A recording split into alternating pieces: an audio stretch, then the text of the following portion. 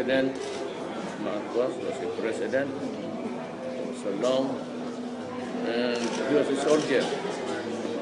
So that's about it. Whether or not he performed worse or better, there's no study, there's no movie about it. It's just the challenges and allegations of the other side, which is nothing. An issue on when I decided is we have a divided nation, although not that widespread. But you can be very sure that all the Ilocano speaking people already heard they're this way, and it's been there floating like it floats we have to decide once and for all.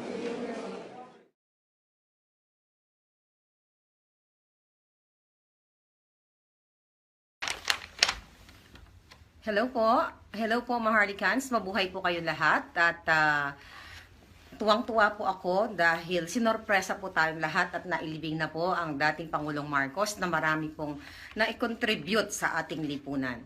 Ganun pa man Maharlikans, dala ng aking tuwa, ako po ay nagalit dito sa hayop na Kiko Matching, yung demonyong Matching Pangilinan.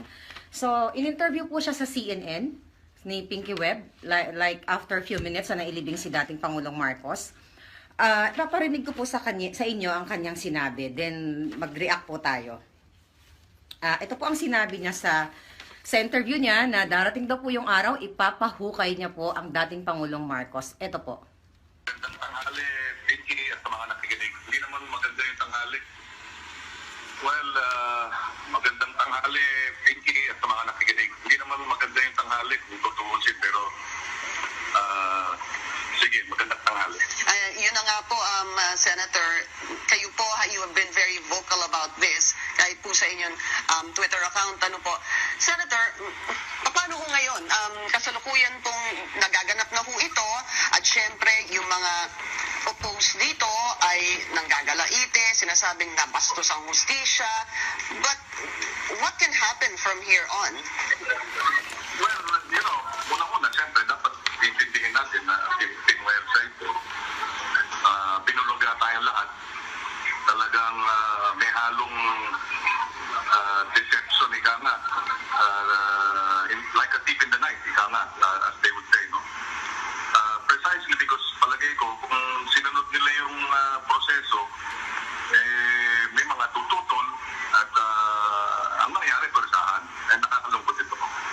Pero sa akin, if they think this is closure, then they are terribly mistaken because ang nangyari rito is you just reopen all the wounds of all those who were abused, tortured, who disappeared, their families.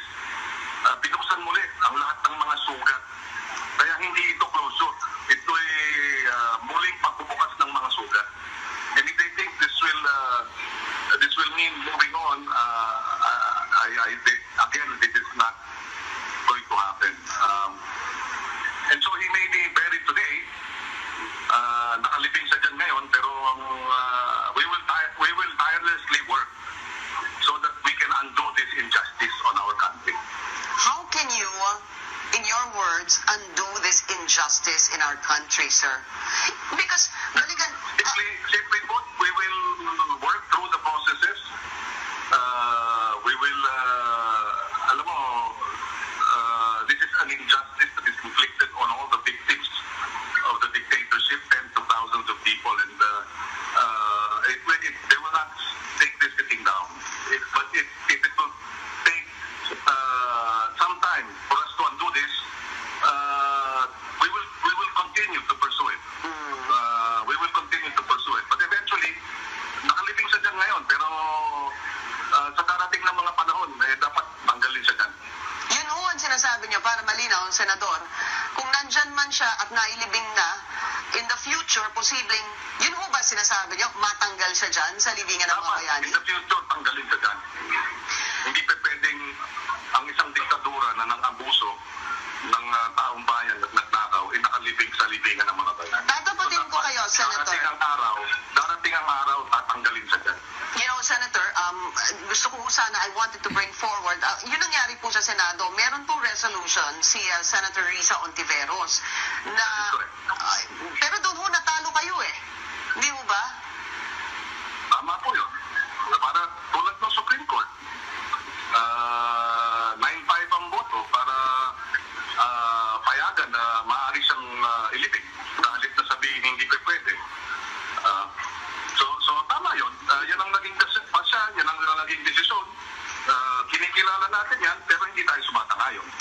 At darating ang araw, pag tayo po ay nakakuha ng talagang tinatawag na malawakang suporta, gagawa tayo ng paraan para matanggal siya dyan. Tsaka na lang, Senator, meron po ba kayong, balikan lang po natin para sa kabatiran ng mga nanonood sa atin, meron po kasing final na resolution si Senator Risa Ontiveros kamakailan dyan sa Senado na sinasabi hindi dapat ilibing si dating Pangulong Marcos sa libingan ng mga bayani.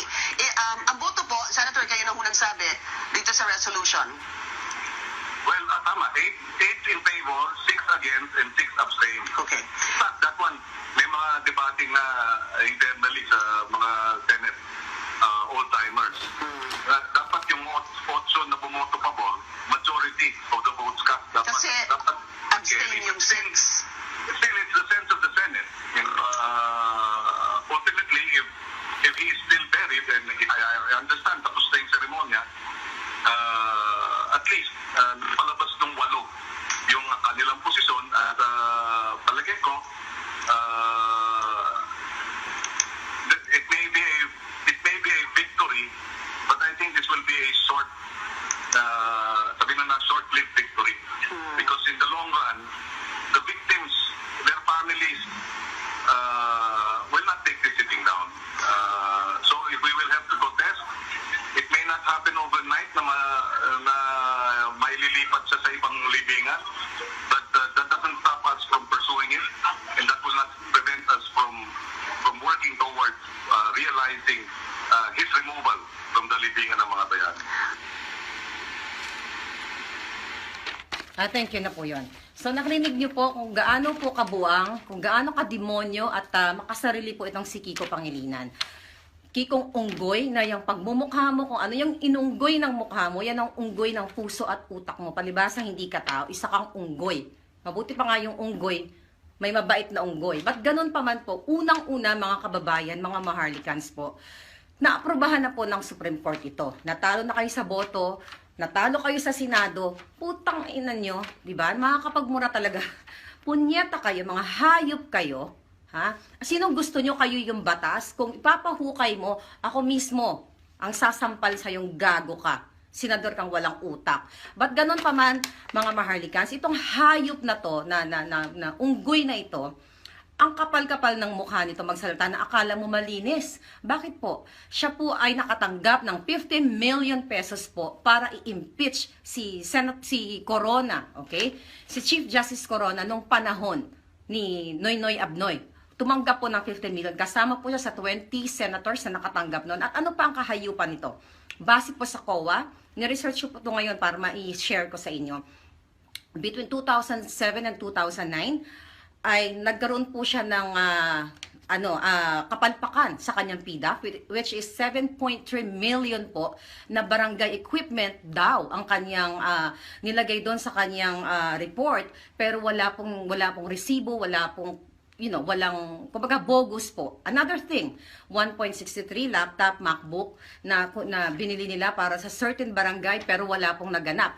So napunta po sa bulsa ng unggoy na ito ang pera. Another, kademonyohan, 2 million pesos. Construction project, okay? Sa mga barangay, wala rin pong ebidensya. Bogus po uli ang kanyang proyekto. Another thing, 599,000 feeding program na nireport niya pero wala pong naganap. Kumbaga, panaginip po dahil binulsa ng hayop na unggoy na ito ang pera ng bayan.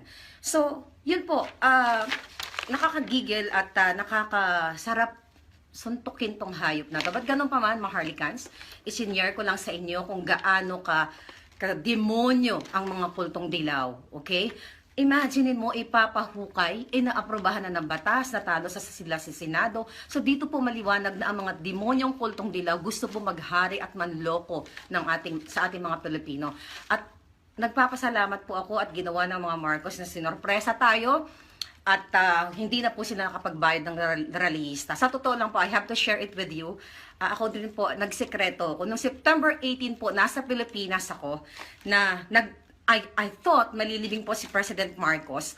Umuwi po ako dyan. I really want to attend yung kanyang burial supposedly nung 18. So, shinare ko po sa inyo out of galit ko ngayon. But ganun pa man, mga Harlicans. Diba? Kahit galit tayo, dapat masaya pa rin tayo at pretty. So anyways, mabuhay tayong lahat at masayang-masaya po ako. Sa totoo lang, napaluha po ako dahil nung nakita ko na, actually nagulat po ako, biglang nag-pop out na, oh my God, sabi ko, nililibing na si Apo Lakay. So, sa lahat po ng mga Ilocano dyan, ng mga kababayan ko, hindi lang Ilocano, mga Bisaya, lahat po tayo na Pilipinong lumaban para sa katotohanan at para sa mga salot na dilawan na to na pilit na sinisira ang ating lipunan. Mabuhay po tayong lahat at samahan niyo po ako. Kayo po yung inspirasyon ko eh. May moment po ako na napapagod din po ako lumaban dahil unang-una po ang ginagawa ko po dito ay wala pong impluwensya ng kahit kanino. Ito po ay impluwensya ninyo. Wala pong financer o whoever na nagsispend ako ng time sa labang ito. Just gusto ko po kayong damayan dahil po kayo po ang may gusto. Kaya po tayo lumalaban. Sumabuhay po kayo at tuloy ang laban para sa ating kinabukasan. Lalo-lalo na yung mga kabataan at susunod na henerasyon. Mabuhay po kayong lahat. Thank you so much po.